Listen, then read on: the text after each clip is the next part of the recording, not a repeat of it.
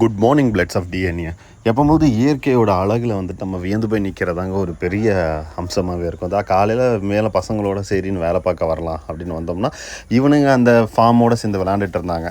சரி அப்படின்னு லைட்டாக அப்படி திரும்பி பார்த்தா என்னடா ஒரு சவுண்டுன்னு பார்த்தா, அழகாக என்னோடய அவரைச்செடியில் வந்து பார்த்துட்டிங்கன்னா ஒரு சின்ன வண்டு. அது பார்த்த பெரிய வண்டாக தெரியும், ஆனால் ஒரு சின்ன வண்டு தான் அது. அவ்வளோ அழகாக வந்துட்டு தனக்கு தேவையான உணவு வந்து எடுத்துக்கிட்டு இருந்துச்சுங்க. ஸோ அப்போ தான் நான் யோசித்தேன், ஸோ இயற்கை வந்துட்டு பார்த்துட்டிங்கன்னா எல்லாமே எல்லாத்துக்கும்னு சொல்லி தான் வகுத்து கொடுத்துக்கிட்டு இருக்கு. அது நம்மளுக்கு நம்ம மட்டுமே தான் அப்படின்னு நினச்சி நம்ம அதை எடுத்து சாப்பிட்டுட்டு இருக்கோமே அப்படின்னு நினச்சிக்கிட்டு, சரி அது எவ்வளோ தூரம் சாப்பிட்டுட்டோம் அவ்வளோ தூரம் நம்மளுக்கு முடிஞ்ச அளவு வீடியோ எடுத்துடலாம் அப்படின்னு எடுத்துகிட்டு இருந்தேன். நம்ம பசங்களும் அது ரொம்ப ஆச்சரியமாக பார்த்துட்டு இருந்தானுங்க. வண்டு பார்க்கவும் அழகாக தான் இருந்துச்சு. நிறைய பேர் சம்திங் இந்த வண்டு வந்துட்டு விஷம் அப்படி இப்படின்னு சொன்னாலும் ஓகே, ஆனால் அந்த வண்டு எவ்வளோ அழகாக இருக்குது பார்த்துட்டிங்களா? ஃபைன்.